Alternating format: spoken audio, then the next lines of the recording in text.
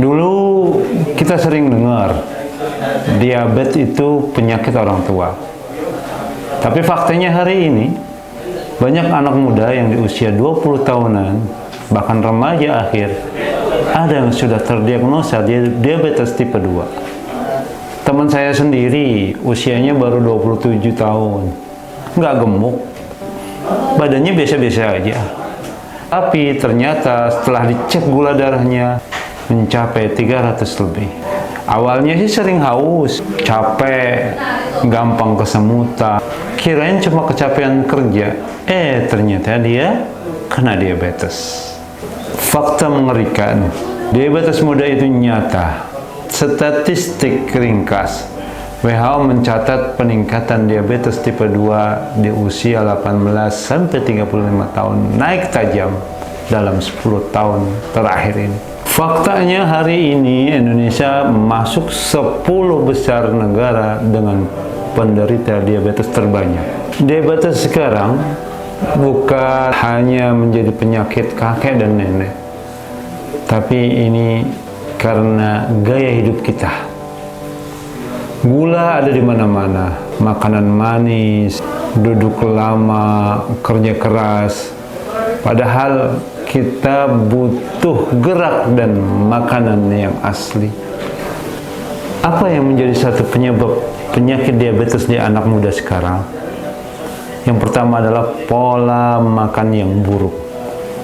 Kita lihat junkies food di mana-mana, minuman manis tersebar di mana-mana.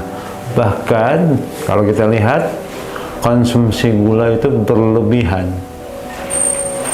Yang kedua adalah kurangnya olahraga.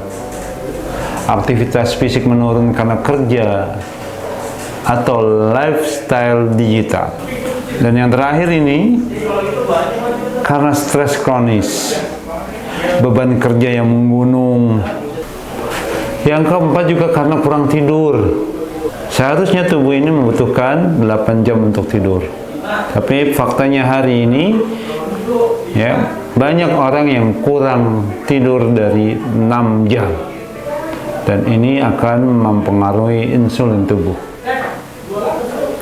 Tanpa kita sadari, ciri-ciri diabetes yang kita sering abaikan, pertama, sering haus, sering buang air kecil, berat badan turun tanpa diet. Tanda-tanda tadi, banyak anak muda mikir, paling cuma kecapean. Padahal bisa jadi itu adalah early sign dari pre-diabetes. Lalu bagaimana cara kita mencegah diabetes secara alami? Maka ada tip-tip yang ada di bawah ini. Pertama, ubah gaya hidup. Kurangi gula tambahan. Cek label makanan atau minuman. Perbanyak serat dan protein dengan memakan sayur-sayuran, ikan dan telur. Aktif gerak minimal 30 menit sehari. Baik jalan kaki, itu pun sudah cukup. Selanjutnya adalah yaitu tidur yang cukup, minimal 7-8 jam per setiap hari. Yang paling penting sekarang adalah kelola stres. Maka kita bisa melakukan journaling, ibadah, atau meditasi ringan. Nah, pada kesempatan hari bekam adalah sebagai solusi untuk mendukung pencegahan dan terapi. Jelasnya, kalau kita lihat manfaat bekam itu banyak sekali. Pertama, melancarkan peredaran darah, membantu menurunkan kadar gula darah, detoksifikasi tubuh secara alami, merangsang sistem imun, mengurangi stres dan kelelahan. Hadirin sekalian, pasien-pasien kami di pusat bekam itu banyak yang rutin bekam 1 bulan sekali dan merasa jauh lebih ringan, lebih segar, dan tekanan darah serta gulanya lebih stabil. Beberapa studi juga menunjukkan bahwa bekam bisa mempengaruhi sistem hormonal dan metabolisme tubuh, termasuk resistensi insulin. Nah, kalau kamu punya riwayat keluarga dengan diabetes, itu berarti kamu harus lebih ekstra waspada. Kamu masih muda, masih punya peluang untuk mencegah, dan bekam adalah salah satu ikhtiar yang kamu pilih. Aman, alami, dan sudah terbukti digunakan dalam ribuan tahun.